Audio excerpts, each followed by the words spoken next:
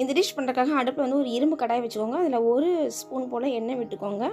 கொஞ்சமாக கடுகு, கொஞ்சம் உளுந்தம் பருப்பு, கடுகு பொரிஞ்சதுன்னு ஒரு இனுக்கு கருவேப்பிலை, ஒரு 4, 5 பூண்டை வந்து நல்லா தட்டி சேர்த்துக்கோங்க. நல்லா வாசமாக இருக்கும்.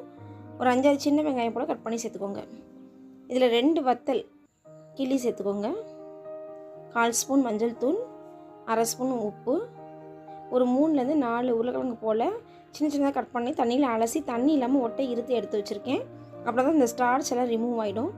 இப்போ இது கடாயில் சேர்த்துக்கோங்க. இது கூட 1 ஸ்பூன் மிளகாய்த்தூள், அவ்வளோதான். இதில் உப்பு, மஞ்சள், மிளகாய்த்தூள் இது 3 சேர்த்தா போதும். இது கொஞ்சம் அப்படியே வதங்கட்டும்.